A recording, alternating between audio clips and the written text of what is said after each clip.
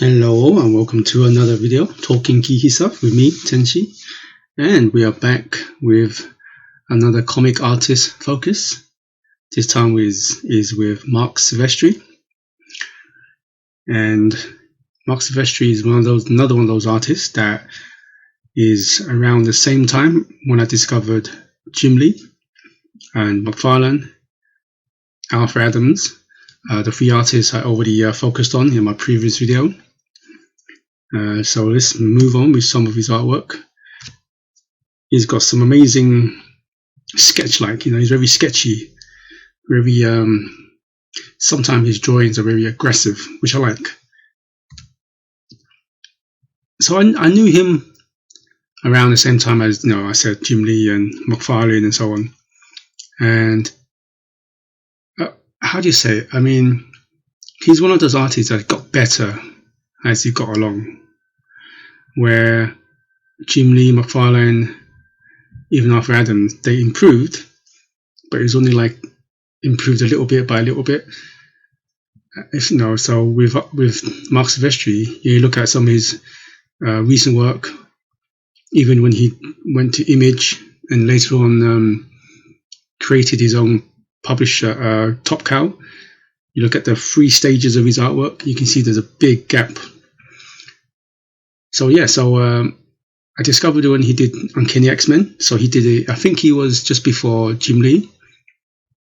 And then he went on to do Wolverine, like the single-ish, the series of Wolverine. And then Jim Lee took over for Uncanny X-Men. At that time, I still think Jim Lee was the best artist for, the mutant side of the world. Silvestri, I felt like sometimes when you look at his work, he was good, a very good artist at the time. But to me, X-Men, Jim Lee will always be number one, and then probably Alfred Adams behind that, at that time anyway. And then I took a little bit more notice when he did Wolverine. I noticed he did a really good Wolverine. He kind of made Wolverine a bit looks more really aggressive, really animalistic, so to speak. Where Jim Lee had that kind of style, but he made Wolverine a little bit more cooler.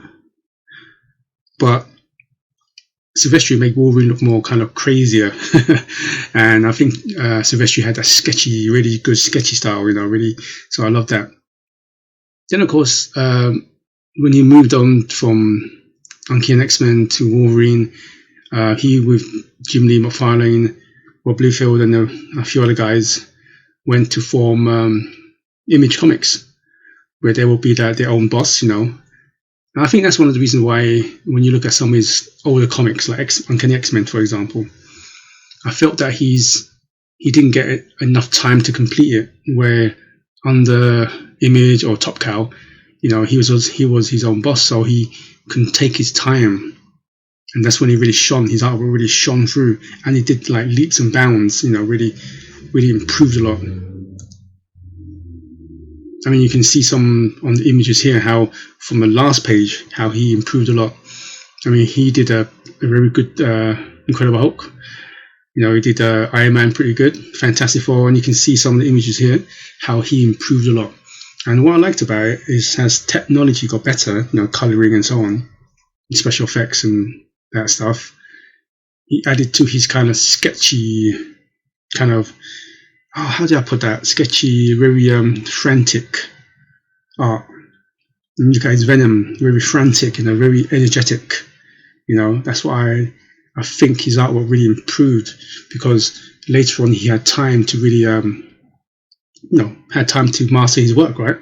And you can see some of the images where you look at Wolverine, unlike the Jim Lee one, where Jim Lee kind of made him really kind of, how do you say it, a superhero vibe.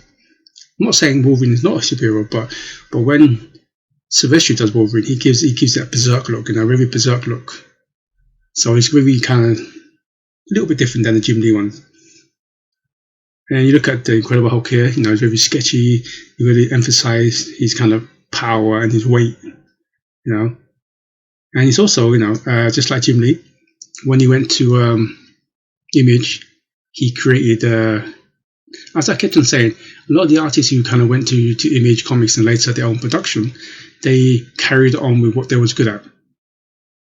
Jim Lee from X-Men to Wildcats. Silvestri, same thing. X-Men to he did Cyberforce. And the first few, you can see, if you look at some of the Cyberforce images from the first couple of issues, you can see it's still very reminiscent of his X-Men drawing, but a lot more, I would say a lot better, more detailed, because he had time. I would say that he still struggled with a little bit of faces, a little bit, but of course he improved vastly a lot more. Say a few years after that, you can clearly see how he does a brilliant Batman. You know, he even gives Jim Lee one for his money. I mean, you look at Silvestri now. It's hard pressed to say, you know, is he better or worse than Jim Lee, or you know, in that kind of area? Because I always thought that back in the Marvel days, I always thought that, like I said, he was, you know, behind Jim Lee, even behind Arthur Adams and so on, in places. But now you look at some of his artwork, it's improved so much. He gives it, you know, he gives that really kind of.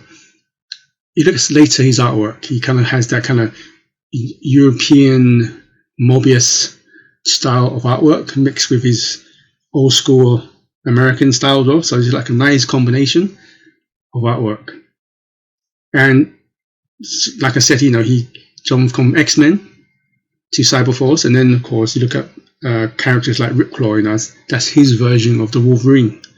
I suppose you can never get rid of your passion internally, because you know they were X-Men fans when they're kids and they become X-Men artists, and you know you do it for so long, and when you jump over to another company, even if it's your own company, you create characters that are somewhat loosely based on the characters that you did work before.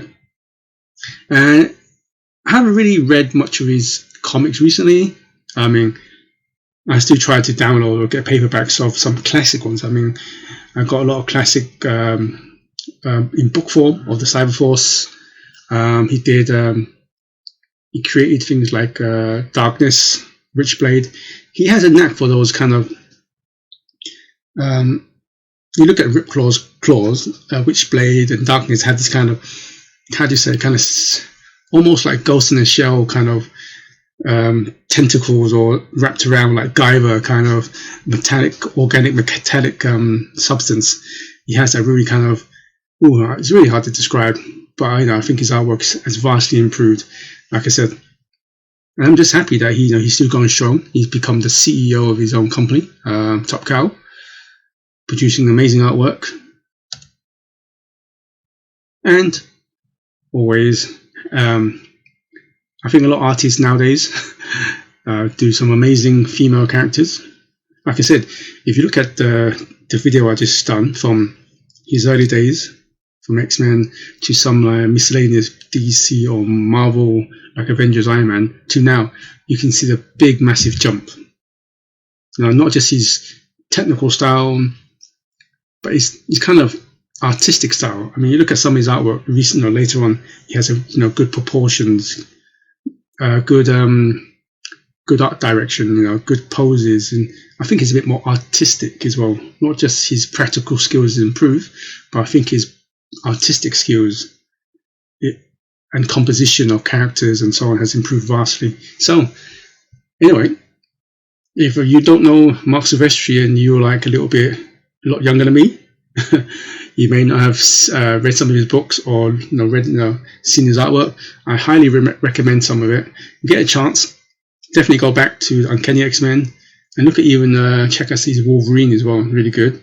Of course, now he kind of helps with some Marvel, do some Marvel, covers and so on. He does a lot of team ups. You got Ripclaw with Wolverine and so on. Check out his early Image comics and early Top Cow comics. Definitely recommended. So anyway, let me know.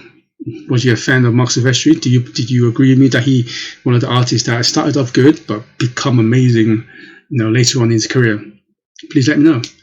And please give this video a like if you like it, of course, and consider subscribing to this channel for more talking geeky stuff with me. And thank you. And good morning, good afternoon, good evening, wherever you are in the world. And please stay safe. Until next time, goodbye.